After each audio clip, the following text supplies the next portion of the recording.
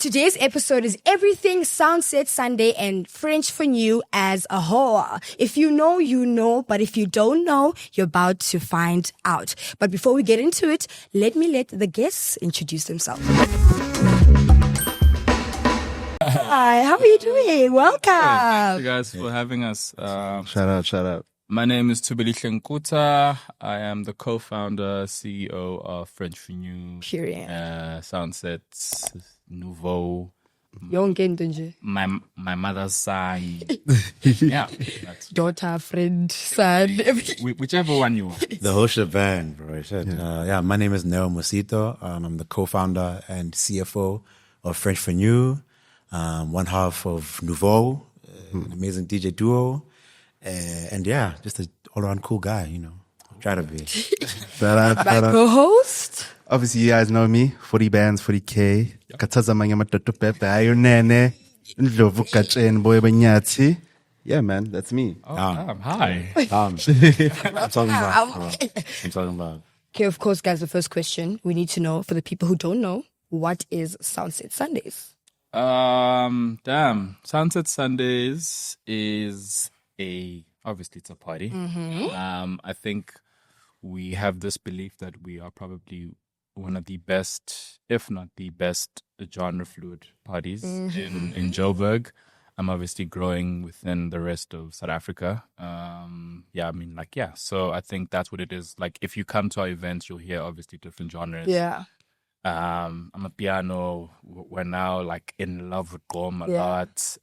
R&B, hip hop. It's like if you want a buffet, that's the Soundset experience. We obviously also play like some bossa nova. Like, it's very genre fluid. I think it also speaks to our taste.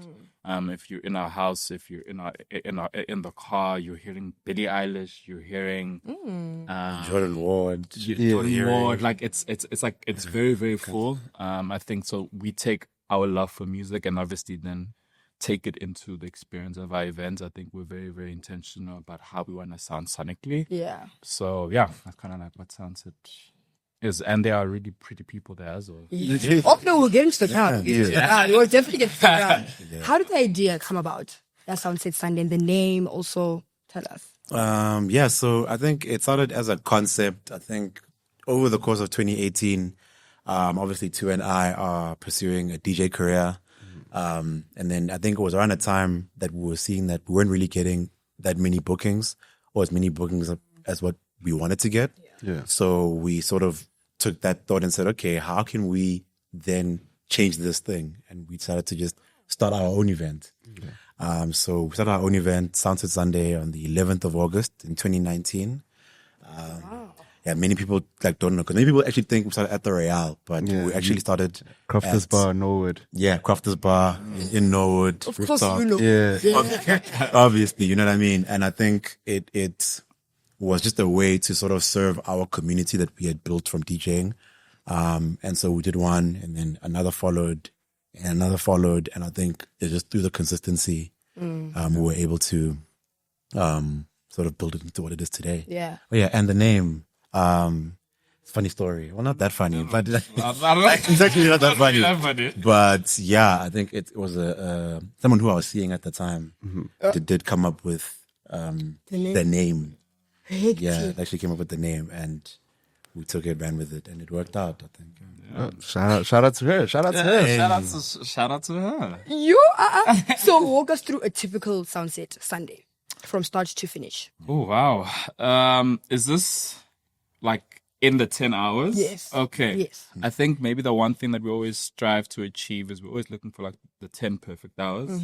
I think that the main intention is that obviously the pre of the show, like, you plan so much. So it takes about like a month to plan. Oh, okay. Like booking the DJs, speaking to the furniture, venue, everything. The whole shebang. Yeah. So then how it kind of really starts is between 12 and 2.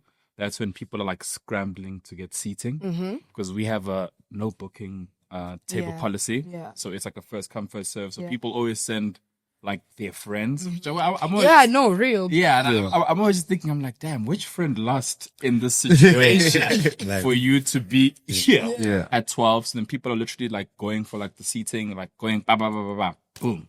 Then by 2, done. It's done. Like seating is done. The bottles start flowing. And then obviously we have the welcome drinks from our brands.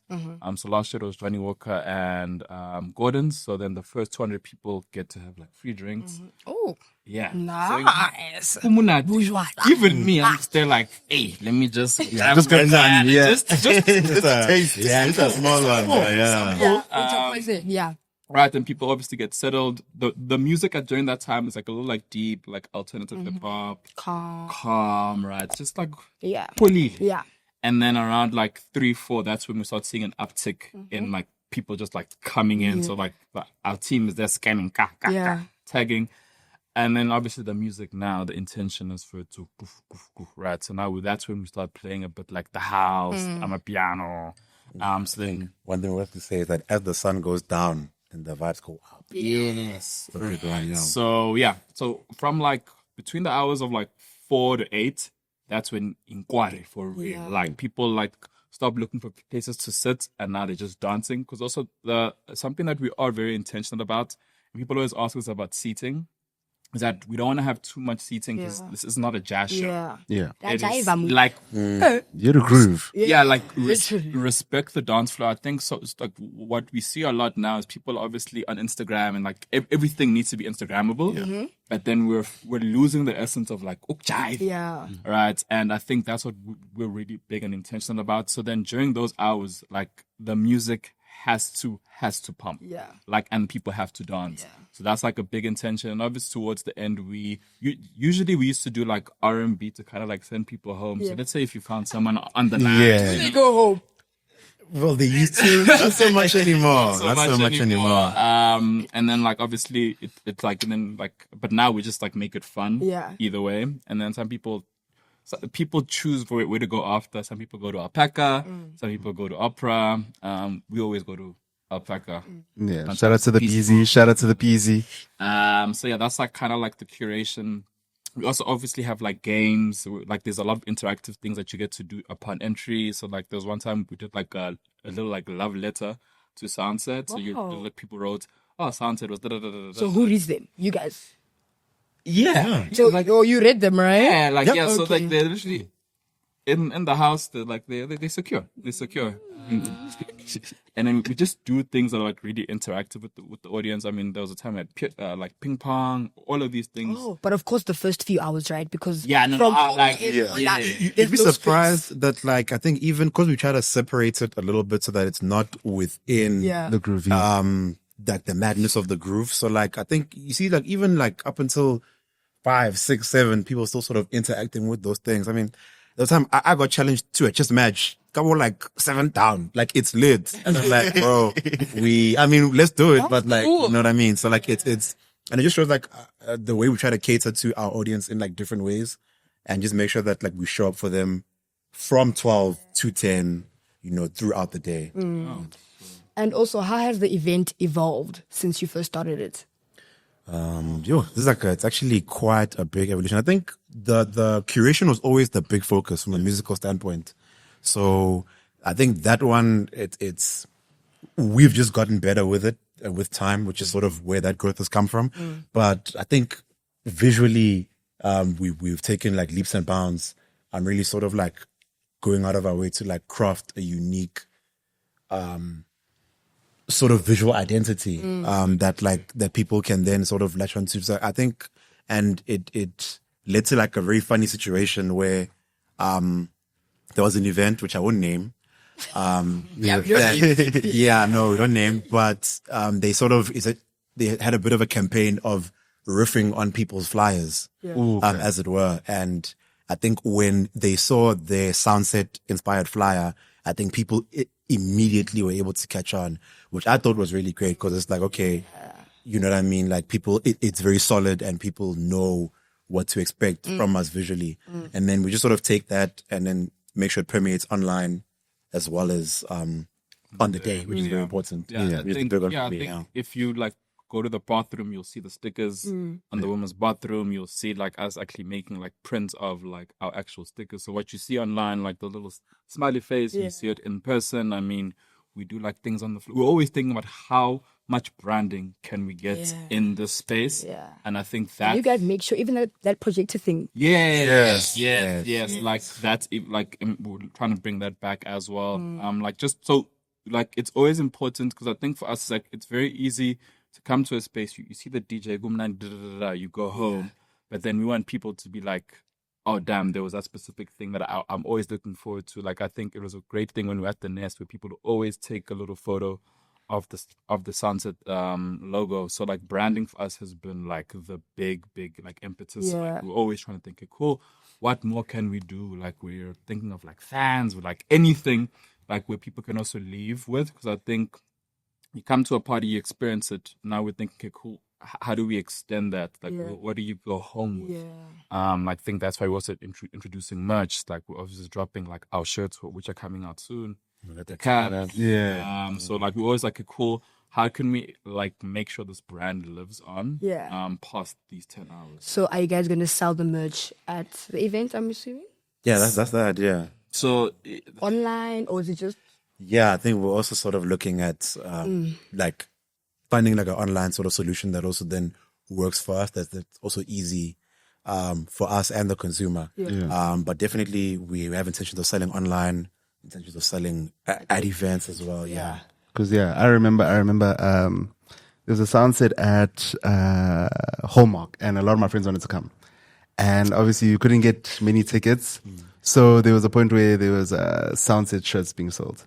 And I was like, listen, I will buy these Soundset shirts for my friends and they'll come through. So it's sort of that thing like, if you don't get the tickets, you know, there's that way of like, okay, I get to get merch. And guys, also, no, but the funny thing is, I actually love merch from event organizers. These days. Like friends like me organize, like they have the shirts. You know, French for You, I have Soundset shirts already and a cap. So it's like it's interactive. Like you know that you're part of the community. So that's what I love.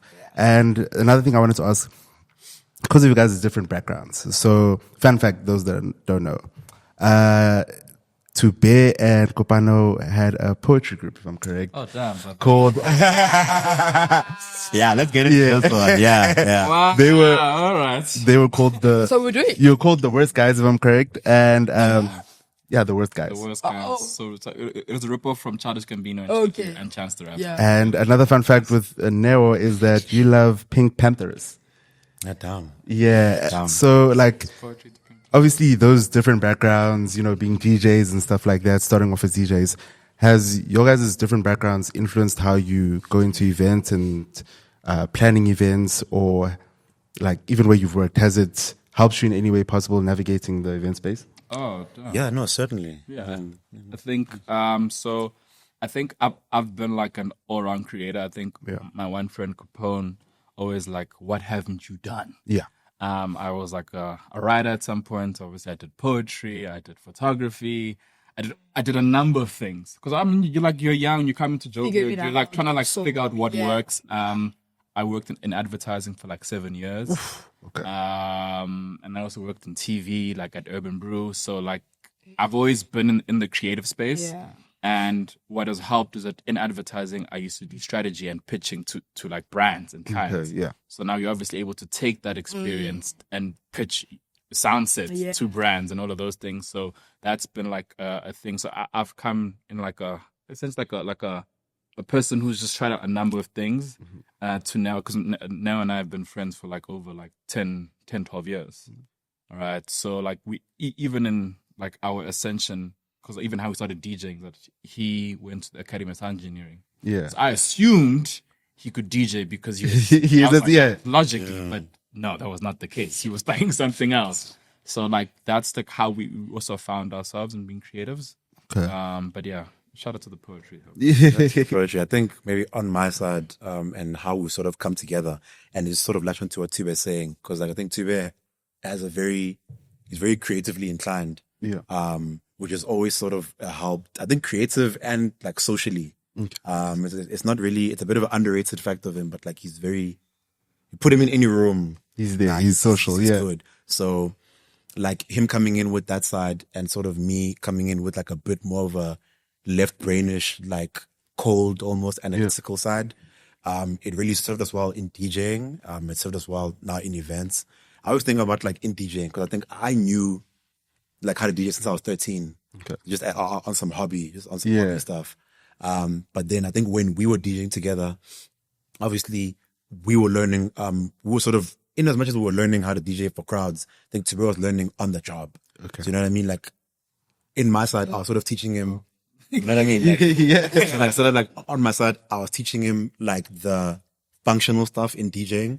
And then sort of where he came in was showing like how, okay, like The how song with groove that, yeah. psychology and more like, I think musically we both have like very wide tastes, but like the groove psychology of like this at this point versus this at other points, was something that I learned from him, which then sort of helped us grow as DJs. And I think that story always, it not has roots, but like you can translate it into like us as event people, sort of our like complementary sort of skill sets. Yeah. So you guys balance each other out. Yeah. And you know, going back to that, like doing strategy and stuff, a lot of people, you know, starting out their own events right now, there's that thing of, you know, you have to just do your event, keep on doing it, and then not hit up brands or wait for the brands to contact you.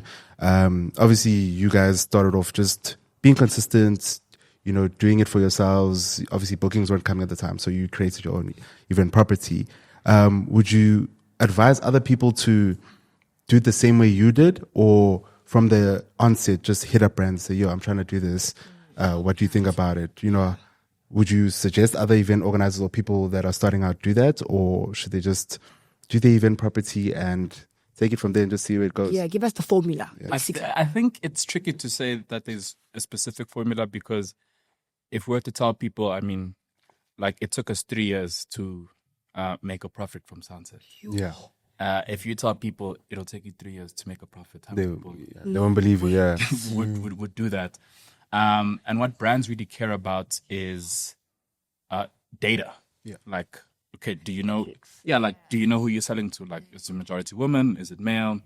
What are your bar numbers like? Yeah. And the only way you can get that is by doing, right? So brands will always buy into something that consumers have bought into, right? You can't be like, brand, we need X. Brands be like, cool, who am I speaking to? Who would like, because a brand also has their KPIs and their to meet, objectives, yeah. right?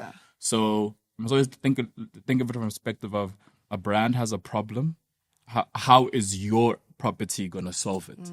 If you don't have a solution for the brand, then the brand's not going to be interested.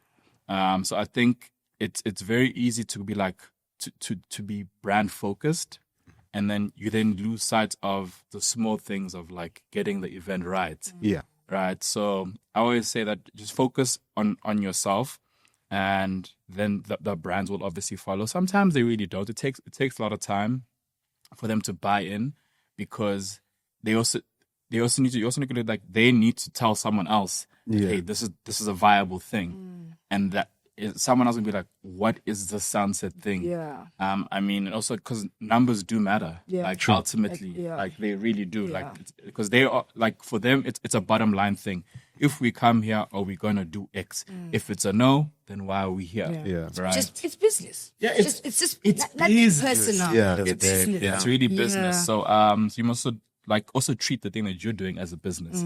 Then it will come. Like, I mean, we were fortunate, like when we were approaching brands at the time, we weren't registered at the CIPC. Okay, yeah. Right. And that matters, because you need to be a vendor, you need to be in the system. Yeah. And if you don't even have that basic, right? Then you can't even, like, if a brand says, okay, cool, Text number. Ready text to go. number, Yeah. company rent, Here's the money. Yeah, the money, let's do it. Yes. And then you're like, oh, now you're double backing, and now the brand's like, okay, cool. While you were waiting, some other people are ready. So it's always be ready, but always just treat it like a business. But just focus on the product first, because that's easier to sell. Always. Yeah, because I think there was also a time where you guys were, a lot of people won't know this, but a lot of your brand managers or your brand people that are in marketing at these companies, they're regular Joes. You won't know who they are, but you'll find out they've got a ticket to your event, and then they come and then they'll vouch for you in there and be like, yo, this is the content I took. Yeah. This is what happened. And that's exactly, you guys won't know this, but this is exactly how it happened for a nomination you guys got. A friend of mine was like, yo, dude, I want to go to this party. You always there. I'm like, nah, dude, pull up. Like, we'll have fun. You'll chill with me. I'll tell you everything that needs to happen. And then he was like, okay, dude, you don't have to tell them, but they were nominated for this thing. And I was like, okay, shout out. As long as you enjoyed it. And he bought into the community that they were selling. So it goes back to what you're saying, like, build it, and then, you know, people will come. Sometimes it's not always going to be so quick, but yeah, man, if what you're building is really enjoyable to others and they love it, then everybody else will love it. And it's easy for them to sell to another person in the boardroom, like, no, we can give them this X amount of money. This is how we can market inside there. So yeah, man, people shouldn't rush the process. Like, have fun. Even though it's business, have fun. Profit. Like, come on, guys. I understand not rushing the process, but Yeah. It is always aim to break even. yes, kids. Just don't lose money. But that means always keep your overheads as low as possible. So if you have DJ friends, speak to them. Yeah, ask for favors. If you have Exhaust your risk. Yes, if your friend has a camera and a mic, speak to them. Like, I mean, because we had to ask people to buy into our concept, and they were like, "Who are these guys?" But we're like, "Come on, FIFA, that's like, that's good. and it's funny you say that because like we were like, cool. We may not have you now, but then when we do other things, we got you. So like, when we did the Bobby and Singer show, we like, FIFA, like, come on, you know, that one time when you had us down, let's show some love back. But now, if she maybe said no, do you take it personal? And you're like, when we become a thing, we're not gonna book you. I am a petty nigga, I think. I get that. I fully get that because He knows. you could have, man. Come on. It's You know, I think it's hard not to be petty. Because I mean, we're all humans at the end of the day. But I think at the same time, like our industry is one of like relationships, so much so. But in that, I will also say that doesn't mean every relationship is one to be like savored and like treasured. I think you also have to look inwards at what's valuable to you as an entity, but also as a person. Because I think it's very, very, because otherwise you fall into a trap of just trying to be on everybody's good box. And that's very hard. And sometimes you'll like stunt your own growth in trying to make sure that like you keep on those type of terms. So that's like a little negative. Yeah. And your company, French for New. Tell us about that. How did that come about? And the name as well, French for New. How did Nouveaux as well. Yeah. So French for New.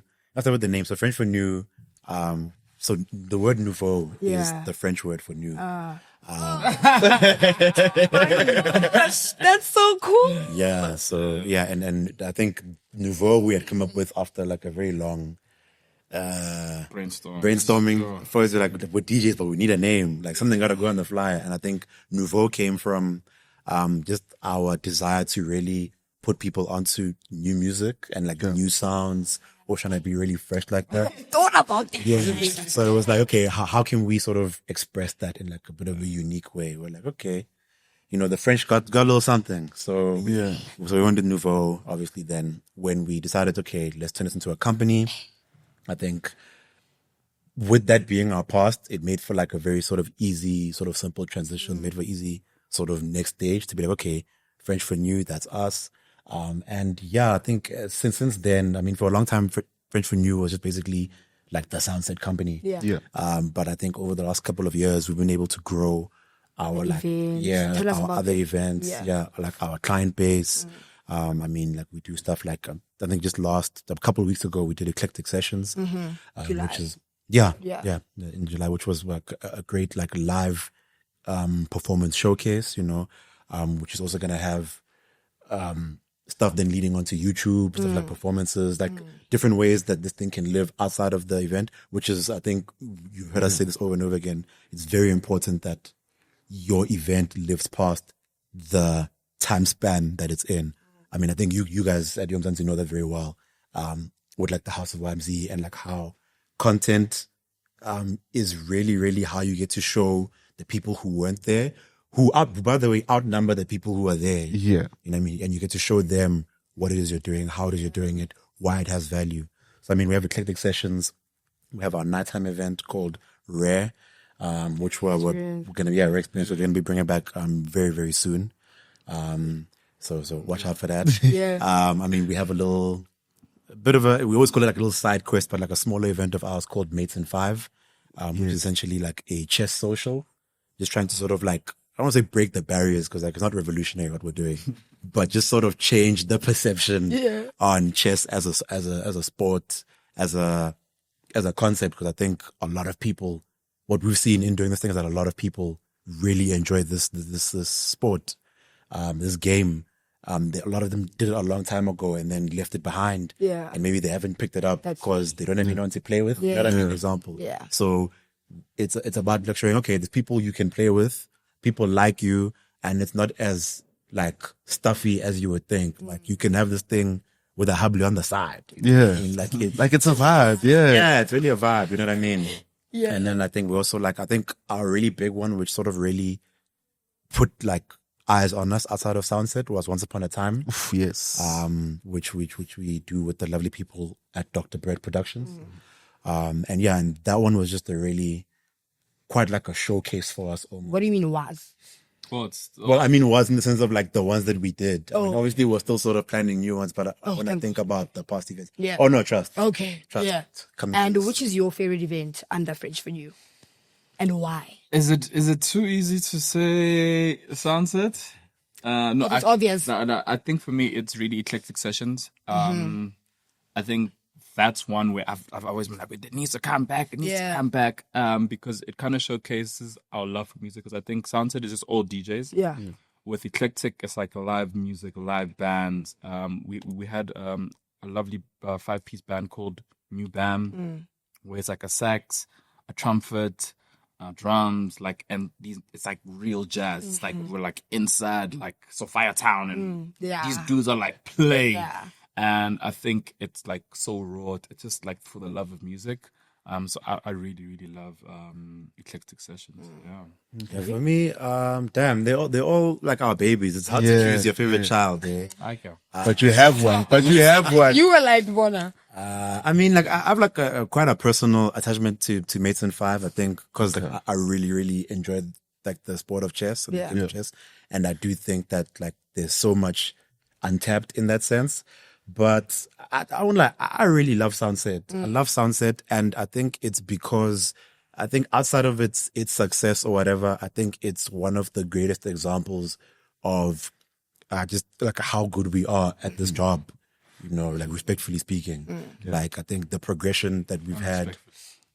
Not respectfully, but it's a fact, yeah, no, and I think particularly with like the curation, I think the curation it's one of the hallmarks of Soundset, if you'll excuse the pun. Yeah. And that's something that, like, for better or worse, is still like solely up to myself and Thube. Yeah. And you know what I mean? Like seeing how we've grown in a thing that we already knew we were good at. And now we get to show more and more people like a great time via this thing that we're good at. So like, yeah, I still enjoy Soundset. Okay, so between the two of you, which was your favorite Soundset? Oh, no. Wait. I know my favorite. Are we saying like all time? Yeah, like all time. That is like... Maybe the vibe can be replicated, but which is your favorite Soundset? With the different singles. Yeah, we'll get to that. Me too, yeah. I think for me, maybe because I don't know, it was something like going to a place where they've never experienced Soundset and how they just gravitated towards it. But Soundset Durban was really, really dope. I mean, I'm from KZN, born in a place called Newcastle. So like there was always something I'm like, we gotta go to Durban. Gotta go back home, And when we were there, like, because we've been to Cape Town and Cape Town people always come late, stuff, whatever. And then when we'd open the doors, Durban people were already there, sitting down, ready. By like 2, all the tables were taken. We're like, oh, okay, this is okay. Now you're like, obviously it's fine. It's going to be just like another party. Yeah. I think at 4, people are already starting to dance. Like the Hubblies were finishing. Like, dude, like alcohol finished around like 5 p.m. Yeah. Like we had to get more alcohol from 5 p.m. Damn. And we're like, so the venue was like, oh, we didn't expect this type of demand. We're like, well, we tried to tell you in advance. Yeah. yeah, right. And then like it was just so fun. I just like begumnandi talk. Like it was just, I was just there like, damn, these people really like us out here. Yeah. So I think that for me was just like, because obviously all our successes come from like Joburg. So you're like, okay, cool. How's it going to work in other cities? But then Durban for me, I was like, okay, you know, it's solidified. Stamp of approval. And the police coming. Can you tell us about that? Oh, yes. So the police did try to shut down the party. And I was on the mic and I asked people, do we want to shut down? And they said no. And then we just continued. Hey, yeah. And then where did the police go? Oh, okay. No, wait. Like, I know for myself, I'm not going to say Durban because I think Durban's high up there for me. But for the sake of variety, I think it was and I think it's crazy. I think both of ours are from the same season, but the 5-year anniversary. Yes. August last year. I think it was actually close to this time last year. Yeah. I mean, at the time of recording, anyway. Yeah. And I think it was looking around at this crowd. It felt like a birthday party a little bit. Yeah. I think at the same time, I think it was the first. Those were the first. We'd had like seasons before, but those were the first season that we had sort of announced intentionally, led with a calendar, and we're like, okay, guys, these are the dates, with or without you. Yeah.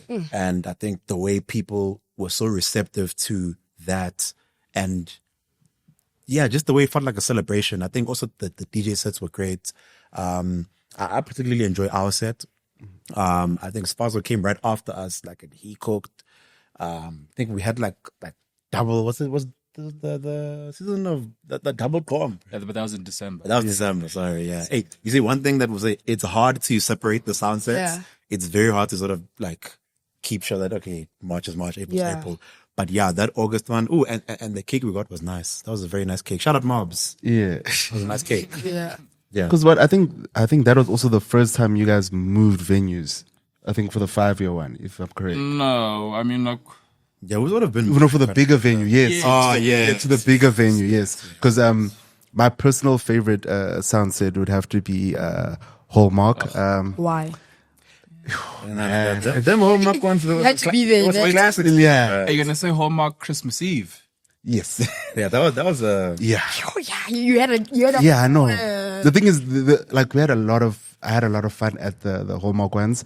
It's just that, you know, there were times where I'd have my friends and we'd like would book a table.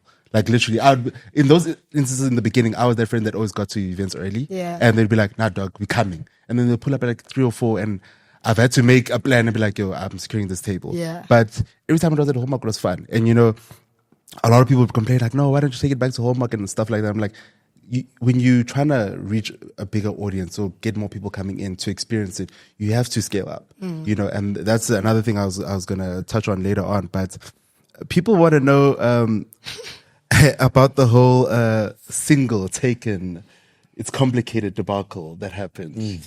What made you guys do that for Valentine's Day? It was just Valentine's Day. I think it's as simple as that. Like, are you single? Yes. Are you taken? Yes.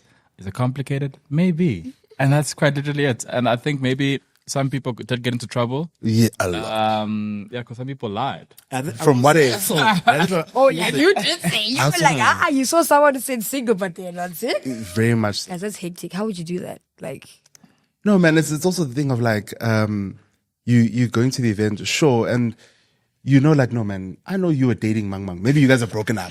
You know, maybe you guys are broken up. Yeah. And maybe you're going through something and then you're like, no, man, but you're wearing a single. And the thing is, you seeing this information comes to you and you're just chilling, you're drinking and you're like, no, man, isn't Mang Mang, isn't she dating? Yeah, it was the time for love. Yeah. So, I'm not saying, maybe you can find love at Soundset. Oh, I have. But you can. Yeah. I sincerely think you can. Yeah. So gorgeous women there. I think it was a lot easier to like spark conversations as like, oh, single by the bar. Yeah. Can I get you a shot? Yeah. It's like, it's also, we were helping out people. Yeah. No, I see. You're giving the through pass. Yeah, and a through pass. Also, what gap were you guys hoping to fill when you guys launched Soundset Sundays? getting booked. The gap of bookings. The gap was so wide. Yeah, I think maybe not necessarily a gap, because I didn't think there was a gap in the market at the time. I think, there were plenty of Sunday parties that were very prominent at the time. But I think for us, we were just so focused on getting to showcase our talent as DJs and getting to sort of serve our fan base as DJs. Because I think we had built up like quite a fan base on SoundCloud. So really it was just about serving them. Like, I don't think it was necessarily a gap in the market or like a bit of untapped potential or whatever. I think it was just really, we're looking very inward at the time and just trying to, and I think that was, I don't want to say our secret, because there's many secrets to Soundset, but I think like not being focused on like the end or the destination. I think we're really just sort of doing it like to do it, like so that it's done, and I think when you aren't so focused, and I think obviously an end goal like can really steal your resolve and can really like put you in the mode to succeed. But like when you're taking it one day at a time, one event at a time, like you get to hone in on the present, you know what I mean? And then really get better and fine tune the things that are affecting you in the present. So yeah, I think I would say it wasn't necessarily a gap. Yeah. It was just, Do you guys see Soundset staying local, or would you maybe take it to another country, maybe the UK? Yeah, I think obviously there was a time, fun fact, we were thinking of going to Namibia. But at the time we'd only done one Cape Town. And we're like, it makes no sense for us to say we want to go international when we haven't even covered home. Yeah, I hear that. Right. So we said, okay, cool, let's do another Cape Town one. Then we're like, okay, cool, let's do Durban. Then we're like, okay, cool, now we're doing Thubelihle. Yeah. Right. So like, first you need to like make sure that you take care of home. Yeah. So that by the time you go out, everyone's like, okay, cool, we've heard of this thing from Smangmang, from PE. We've heard of some of this thing from Durban. Like, so then like there's testimonials locally. Then it's easy to just take it like outward. I mean, like it's so funny. Like the last season specifically, we had a lot of like international interest. Yes. Guys from Belgium were coming to Soundset. Guys from Germany. There's a guy that we're cool with from Ghana who's been to Soundset. It's like, there's definitely eyes. I think is that you don't want to go somewhere and not do well. True. You always want to just do well at home first. But I mean, we did do a collaboration with our cool people from Germany called Close Friends last year in Cape Town. So we were thinking of like essentially going like in the summer, but it just didn't make sense as yet. But the intention maybe in the next 2 to 3 years is at least Dutch. But then before we say Europe, can we please say Africa first? Yeah. I think because like there's like, let's go to Lesotho as an example. Like let's go closer, and then it's very easy to then take it further. But yeah, that is the intention. Yeah. Speaking of collabing, would you guys collab with like local events? Like maybe other Sunday events? Yeah, I think it's a question that like comes up often. Funny, we're actually talking about it in the parking lot. I think like in a collab always has to make like sense. I think it's very easy for two entities in a similar field to come together and be like, okay, I got 1,000, you got 1,000, let's come together, let's do 2,000. Yeah. You know what I mean? But it's like, what is that 2,000 like serving? You know what I mean? If you even get that 2,000 number one. Yeah. So I think it really has to come from a genuine place of wanting to create something that actually neither of us could have created alone. I look at like good examples of collabs. I always go back to Kith. I know we're talking fashion now. Yeah. But like, I love what they do there at Kith. Yeah. Because whether they're collabing with like a Wilson, or like, I mean, obviously they have like some of the sports brands, but then stuff like, what's this? Aim Leon Dior had the thing with Porsche to create like really sort of unique experiences or unique items that like post this thing, neither of us are going to be able to come up with this. Like, we're taking the spirit of our two things and bring them together. And so in that sense, maybe not with another Sunday groove, for example. I think if anything, if there were to be a collaboration of events, like maybe a different type of event, like a nighttime event or something like that, where we can come together and, okay, we have a problem in the sense that our two things don't necessarily immediately align. How do we solve this problem in a cool way? Because answering that question is the crux of an amazing collab. Yeah, I think maybe to add on, is like, let's say if someone does a festival, then they're like, okay, in our festival, our Sunday crowd is like leaves or go something. Then we're like, cool. Now there's a Soundset stage on the Sunday. Like that is like more of a appeal because it's like, cool. It's something that isn't happening already. Yeah. How do we tap into that? So like, I think the collaborations isn't just 1 + 1 = success. Yeah. It's like what Neo was Well saying. thought out. Yeah. Like it's also, everything needs to be done with intention. You know, I think sometimes you do collaborations like, what is the intention? I think we've had many opportunities where people are like, want to collaborate, and we're like, why? Why? And not it's like, what are we trying to solve here? Yeah. Like why? Because it's like, and I think, not to toot our own horn, is that sometimes is that we're here, someone else may not be at our level. But I think that's the point. Uncle, you are helping. Yes. Are you willing to? Yes, no, definitely. Okay, Always. But okay. then it needs to be a point where like, cool, there's like a place of equilibrium in what we're trying to achieve. So when we did the collaboration with the guy from Germany, it made sense because we have ambitions of going abroad, right? Then it's like, cool, when we go to Germany, we are calling you. Yeah, that crowd. Right? Yeah. So it then makes sense in that standpoint. And it can't be like, if we do a collaboration in Joburg, Nate was at Sunset. Nate was there the following Sunday. There's no collab in that sense. But now if we're going to like Thubelihle as an example, it's smart for us to collaborate with someone from there because they obviously know the audience that we don't know. Yeah, so they're bringing their crowd basically. An unintentional collab was a young Gqom therapy, leaving Gqom therapy, change home and then go to Soundset. That was a crazy day. Yeah.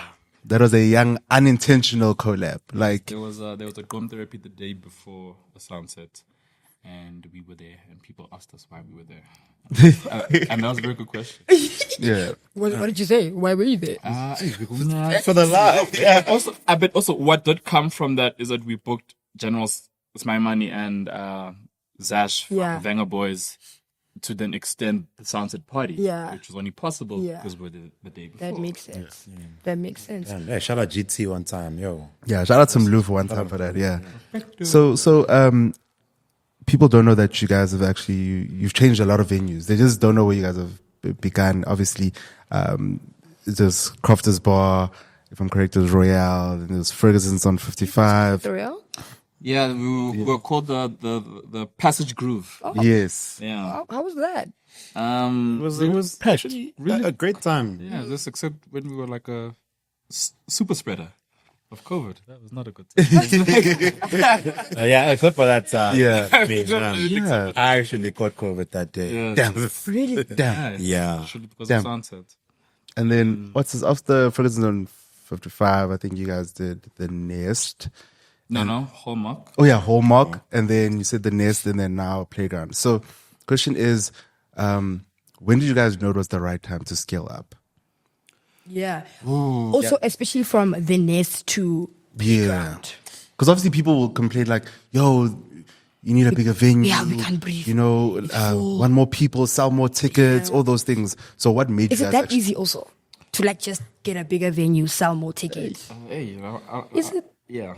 It's so it's not always. It's not always easy, but like it's also, I think, when you build like the way we've built, like we slow roasted this thing. Yeah. So like when we always think about moving to a new venue, it's always like the timing of it is more important than anything. I mean, like right now, as French, we already see the venue, not even the next venue, the venue after the next venue. We already have it in mind. We're talking about stuff for like 2027 and beyond, you know what I mean? And it's it's because like the demand is there, and like we obviously want to serve the demand. Guys. And the important thing to do is to do it on your own terms. You know, like I think when we left the nest, I think we felt like we did everything we could there from an experiential standpoint. You know what I mean? And I think that's always the important thing of how you want to leave a place. You don't want to leave something on the table. I think same with Hallmark. I think by the time we're done with Hallmark, obviously we did the little Christmas thing as like a little love letter to the people who loved that place. But like, I think by the time we left there, we were done with everything we sort of needed to do there. And I think that's a really important part, is like, how do the different places serve your experience? I think maybe to also just add on is that when we think of scaling, right, we always look at the touch points of bathrooms, all of those things. Like if we go outside and we're like, oh, bathroom lines are too crazy at playground, it's time to move. Yeah. Right? Because you also need to cater that when you're trying to cater to like 800 to 1,000, potentially to like 2,000, what are the correct venues to do that to? And also, like, when we leave a venue, we need to make sure that we've said, okay, cool, we did as much as we've added as many toilets as we could, we've done as many food vendors as we could. Now we need to also scale, because the scaling isn't the issue. The issue is that if you scale, then you can also still get things wrong.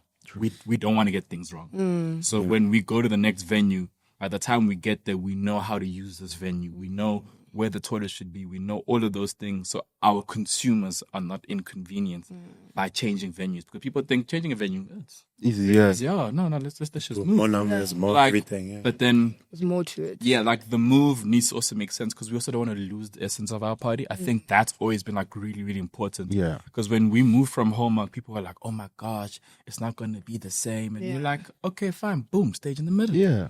Right. And like all those things are like different touch points to still keep Soundset what it is. Yeah. And I think that's what also the move for Playground is, that it still needs to feel the same if it goes. Yeah. The important thing, number one, you need to like, okay, your party, you need to understand what your party is, why your party is, like why you do this. Okay, once you know that, like how are the vehicles or instruments, or how do you choose to serve your party or your event, I should say. And then once you sort of know how you want to do it, and then you start to look at where, because once you have the why and the how, you've already narrowed down so many of the ways, almost to a point where it's like, it's a choice between 2 or 3 venues, because you won't even entertain the next 10 or 20 because they just don't line up with what it is you're doing. You know what I mean? So I think you sort of notice, like, as we've been moving around Joburg, and then also as well as in other cities, the big thing with Soundset always is that it's a combination. It's an indoor-outdoor combination every single time, where we trying to make sure that there's plenty of space outside in addition to inside, which is why rain has always been a bit of a thing for us. Because it's like, it's like, it's always a bit of a scary thing, because that's like half your party, low key. You know what I mean? And obviously, there's been like changes in the balance of that, but that's always been a big thing. So like a hall, like Turbine Hall in town, for example, would immediately not work. So we can just cross it out from the jump. You know what I mean? Because we know how we're trying to serve this thing and how we're trying to achieve our goals. Yeah. I think sometimes there is no real perfect venue. You make it work. Also. You make it what it is. I think I look at when we were like, whenever we did side recce's in Durban and Cape Town, we're like, can we put the stage in the middle? And if it's like, they're like, oh, the stage can go here. And we're like, okay, already you've lost us, because there were times when people in Cape Town were like, we want the same things that happen in Joburg. And we're like, okay, cool. We took it to Rooftop and Bree. Great venue. But then you put the stage in the middle, the bar's there. Like, it didn't work. We did it, but then it just, like, the event didn't feel the same. We took it to the terrace, a bit more like much, much better. And we're like, okay, cool. Are we able to leave our identity here? I think that's always like an important thing. Whenever we think of venues, and venues aren't unique, right? The uniqueness is always in how you set it up. I think I look at House of Yomzansi, how you guys set it up. I'm like, oh, damn. Great concept. Yeah. So it's always about making the venue work for you, because not all venues are going to work for you. I'd also say to add on to that, because on the topic of like the House of Yomzansi in particular, not every single venue is gonna get you guys to execute exactly with that layout. So like you guys already know the exact layout you want. Yeah, for each So one. just from that, it's gonna exclude venues already. You know what I mean? And then you just make what you have work. And also just not compromising. And not compromising. There's a time in Durban, we checked out from 4 or 5 venues. We saw the first one, we were like, cool, it's probably it, but let's see the others. We got there, we're like, no, it's not going to work. Yeah. It's not going to work. It's not going to work. And it's tiresome, like, because we are in a venue pandemic a bit. True. Where it's like we're using more or less the same venues. I mean, we were in Cape Town and there were 3 parties that used the same venue, the same sound. That same weekend. And we're like, cool, we didn't stand out. Put everything that we just didn't stand out. And we're like, cool, we need to leave this venue. Yeah. Not because it was failing us, but because we were like getting lost in the noise of what the venue was becoming. And you need to just kind of like accept that, okay, cool, we need to leave. All right. And I have a question. So obviously Once Upon a Time is also that side quest you guys have done. With bringing international acts, how difficult is it? Because a lot of people think that it's very easy to bring an international act and you can make a request, I want to see this person, I want to see that person. How difficult is it to bring an international act? Even one that you love and hope that others do love? If you think booking a local artist is difficult, book an international artist when you have no history is even harder, because there's so many barriers of entry. Is that so? The property called Once Upon a Time, done by Dr. Bird, is like, cool, we want to do this thing. Who can we think of? We're like, okay, let's look at Sir, let's look at da-da-da-da-da. There's like a long list, right? And then when you send out the email, agents are like, fill out this thing. Then the one thing that they always ask is, what events have you done? Who have you booked? What agents have you worked with? Because the community of agents is really, really like small. Yeah. Right. It's like, see, this person, because all these artists are kind of like under like 3 or 4 of the biggest agents in the world. So when you're approaching them, they're like, cool, so-and-so has never heard of you. So-and-so has never heard of you. Who are you? Yeah. And you're like, so it's very easy for them to be like, this might be a scam. I'm not interested. Yeah. So you're like going through this thing of saying, hey guys, like, we got it. Yeah, we're real. They're like, we got it. There's an audience in South Africa. They're like, cool. Also, why do you want to book our artist in South Africa? Because now it's like the expense of the travel. Because like for them, it's like 24 hours to just fly here. It's that ordeal. It's like, do they want to do this thing? Does the artists themselves even want to come to South Africa? Sure. Then they'd be like, no. Like, we've sent out offers. We've seen the comments. Bring, send the offer. The person's like, no, it's not worth it. Now you need to package. You like, okay, cool. Let's do 2 shows. One Joburg, one Cape Town. The person's like, still, I'm not coming out there. Damn. So it's like, if it's so difficult. So how many emails we've sent, and the person's like, I don't know you. You have no record. There's no record of your agency anywhere in our system. You never worked with any of our agents, managers. No. Where do you want to start? That's how you start. But with them is that they'd rather do like a daisies. Because like, it's reputable. Yeah. Like, they've been around. Yeah. You guys have been around 20 years. Boom. Right. Yeah. So like, that's like the things that even though there's like a demand, they still need to know, can we trust that this event is going to happen? Because I can be like, cool, we got 3,000 people who want to see Ben Fayaz as an example. Yeah. And then they'd be like, nah, we're cool. Because also you also need to pitch this idea to the artist themselves. Because there's the agent, manager, artist. Damn.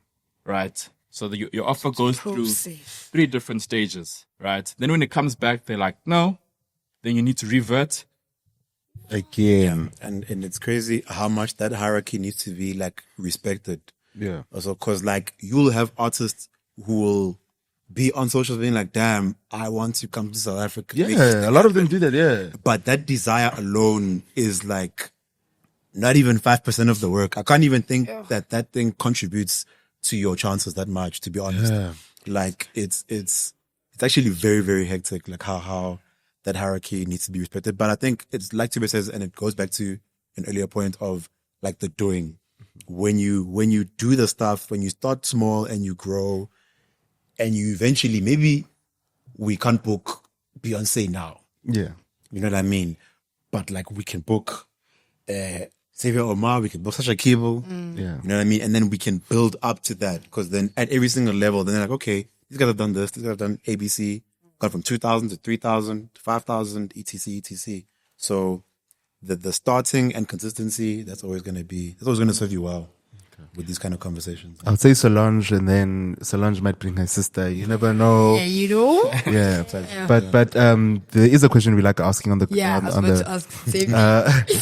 which unlimited budget, which artists would you guys bring? To Obviously, Soundset. To a Soundset or to Once Upon a Time. Yeah. You guys have already brought Xavier Omar, Sasha Kibo, Code Link. Thank you for coming as well. We really do appreciate it, you know. Yeah. But yeah, who would you guys bring? Like you both can have different answers, but who would you guys can bring? we do like a DJ and a Yes. Artist, any. live act? Any. Okay. You've got unlimited budget. You can bring whoever you want. Pink Panthers.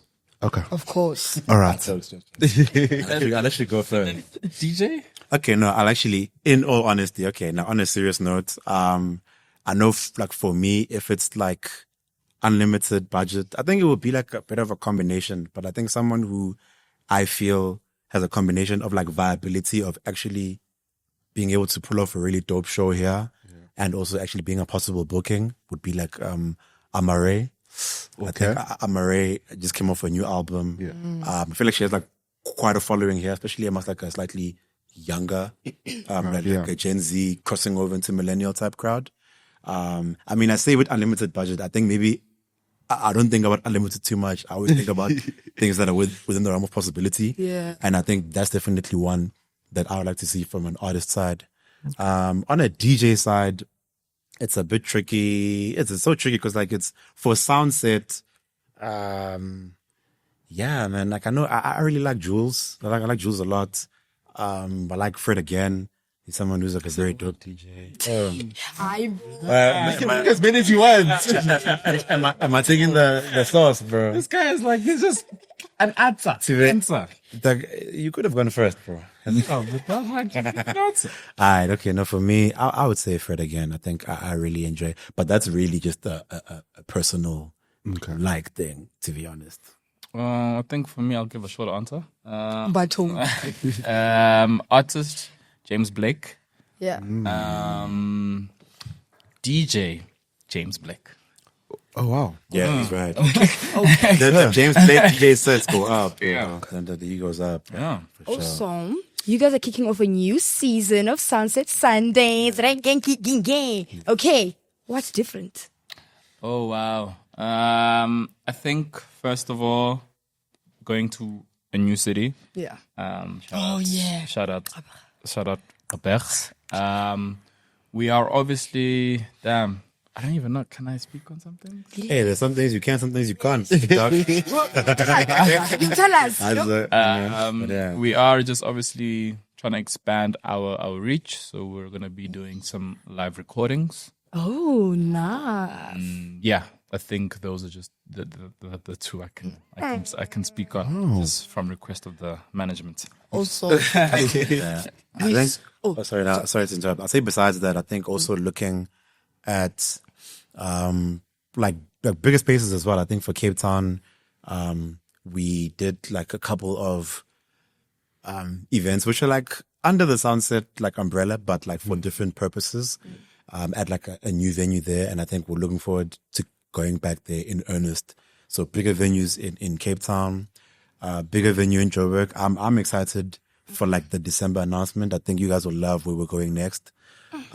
So like that's a really dope one. But other than that, I think just trying to make the experience more, like I say, I don't want to say wholesome might not be the right word, but just make the experience something more sentimental. Yeah. You know what I mean? Something that you can be like, wow, there's nothing like that. yeah. Yeah, also just maybe like a couple more consumer touch points. Yeah, for I sure. want to speak on you'll see it when it happens. Yeah. Okay, because also like going back to that is, everyone was crying about why haven't you guys touched Pretoria?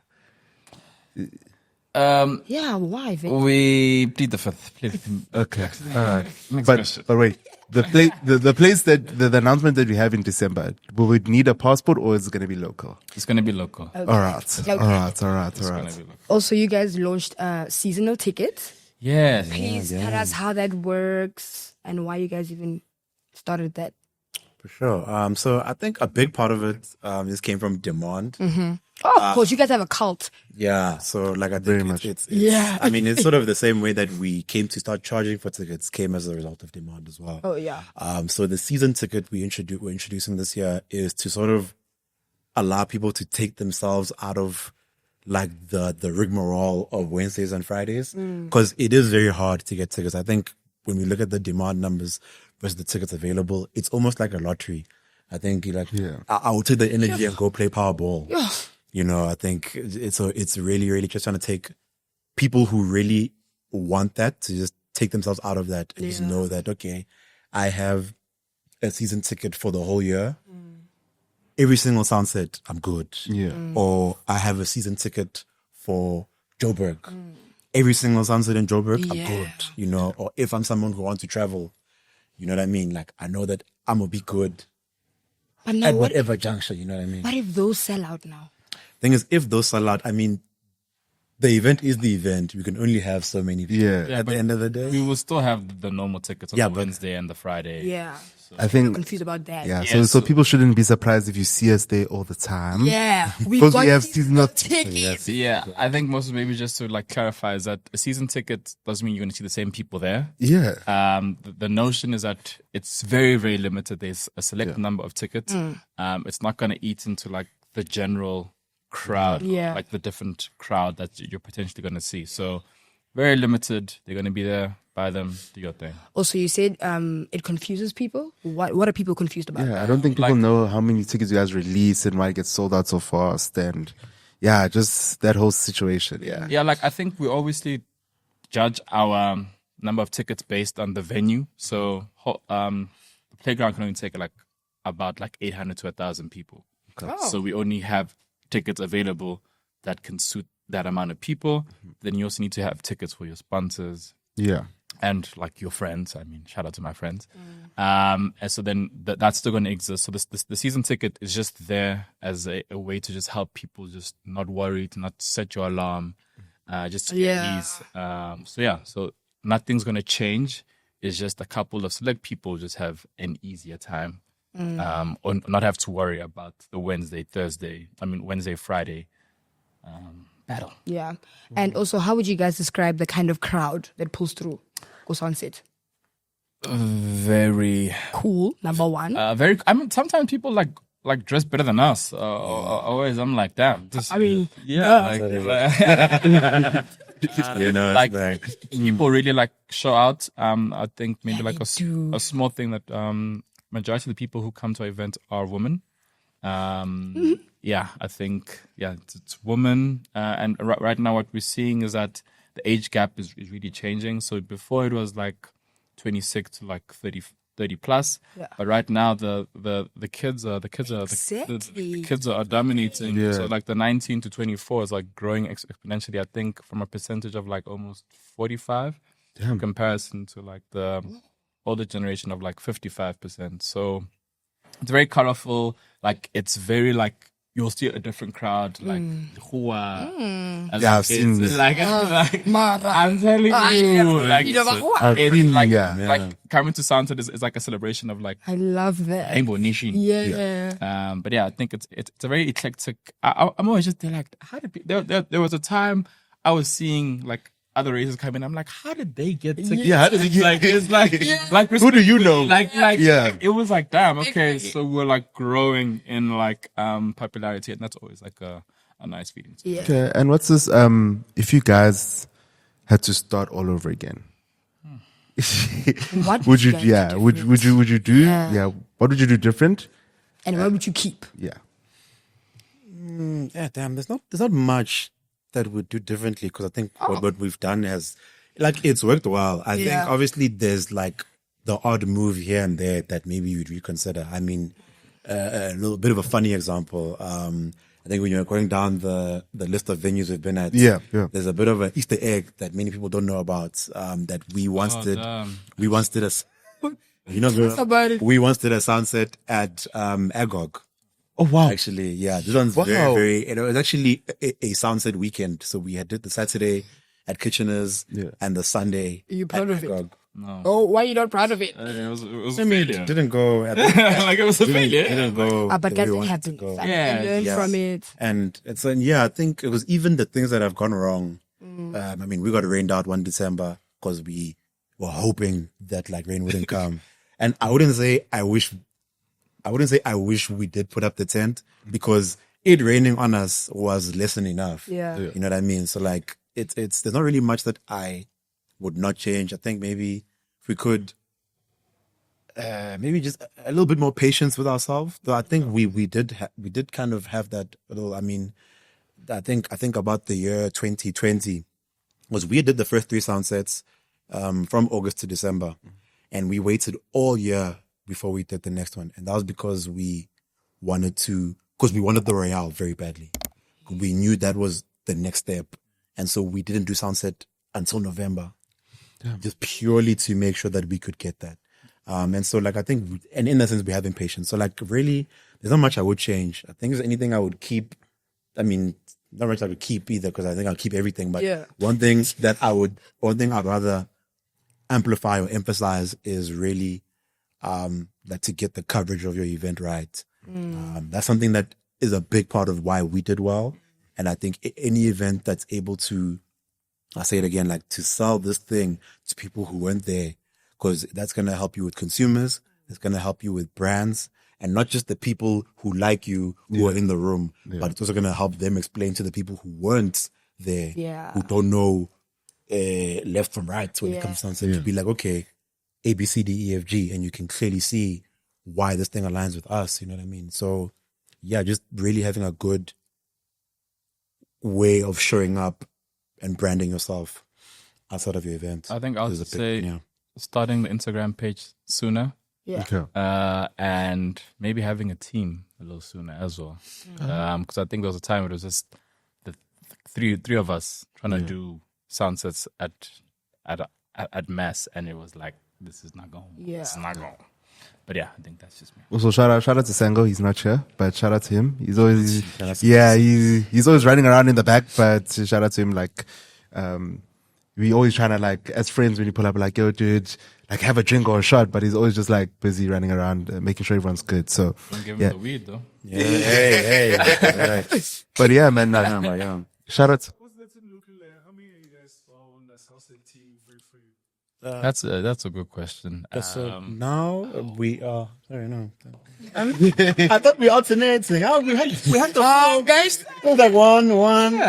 Okay, nah. Yeah, come on. Say it together. My fault, So there's 5 core. So there's a French for you. There's 5 who work for us every single day.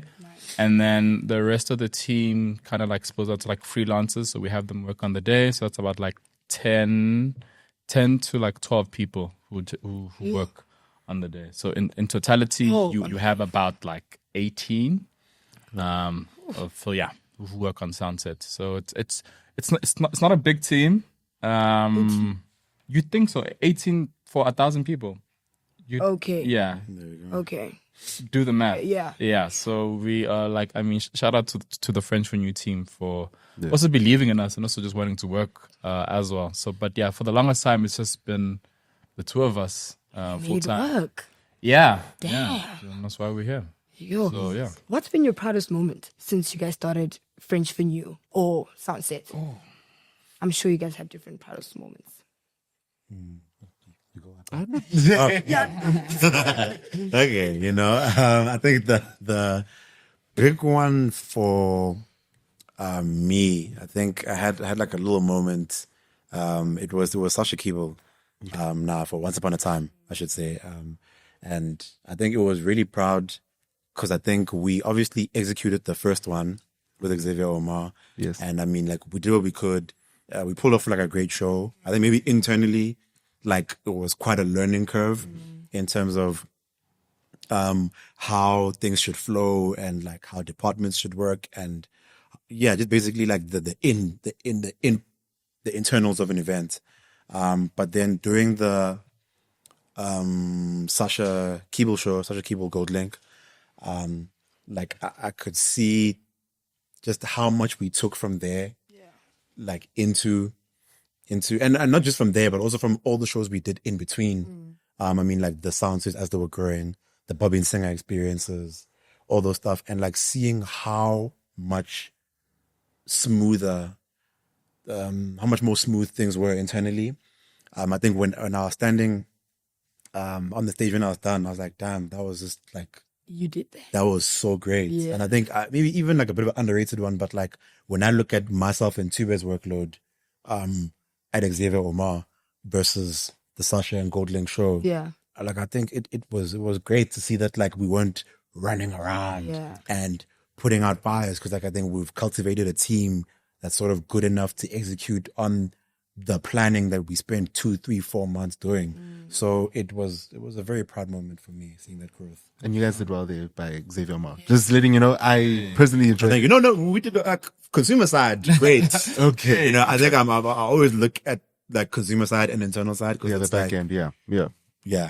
I think for me, maybe to be a bit more sentimental, is just being able to like pay for my car, like with like French for New stuff. Like, I think obviously for a longest time we were working and then doing this thing, and then to a point where it's like, okay, cool, don't have to work for someone else, work for ourselves, and it's each month you pay for the car. I think those small things are like, you don't speak about them often, because you always look at like the things we've done, but then it's like when you just like sit back at home, I think being able to like wake up and just control my time. I'm like, I want to go get a haircut. All right, cool guys, I'll see you. Like, I think owning my own time has been like, I think the best reward. There was a time I was in Cape Town for a month because I could. We remember it. We remember it very well. Yeah. We saw it every day. And I think those small interchangeables are like I think there were times we were just going to Durban to just do side visits, and I'm like, wow. Oh, what a privilege. Yeah, like, is this like those small things that obviously aren't like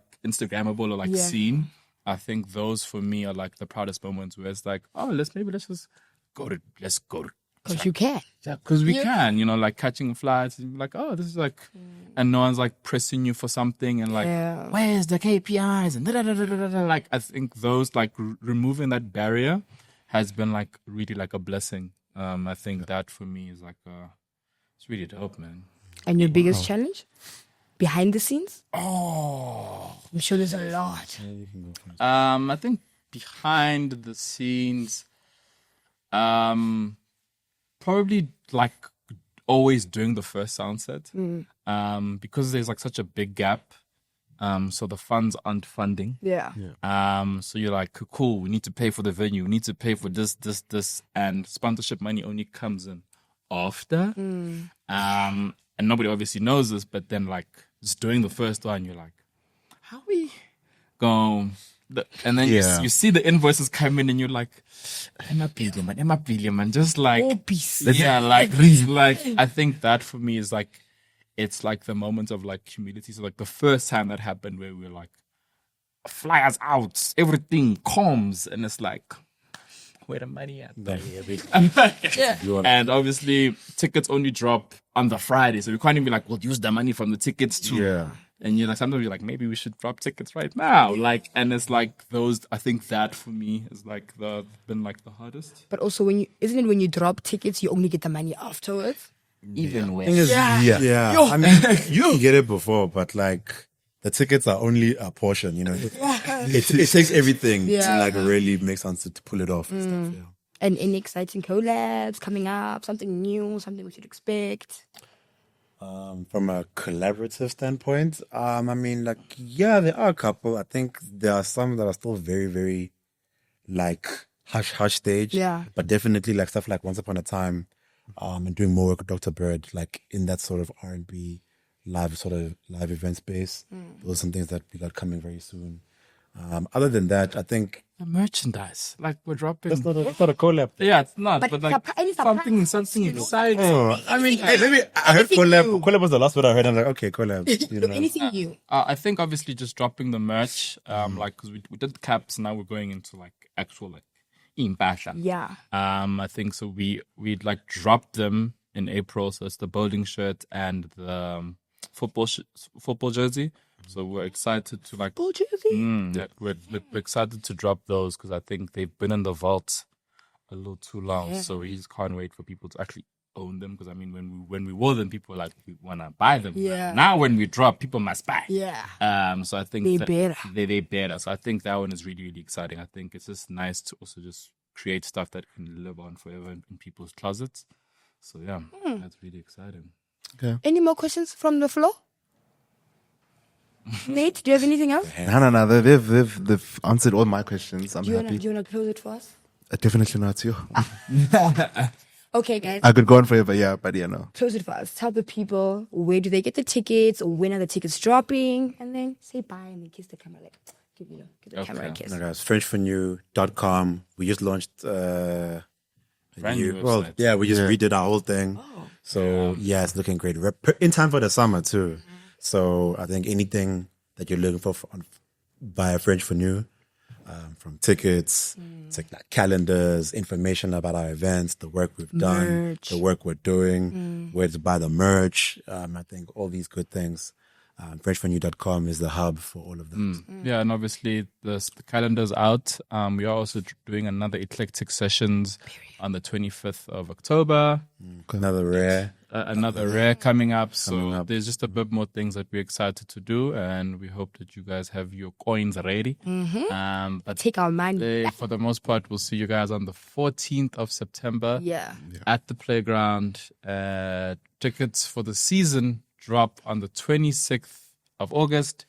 And yeah, it's going to be a good one. Okay, and thank the people for watching. Thank you so much for watching. Bye. Yes.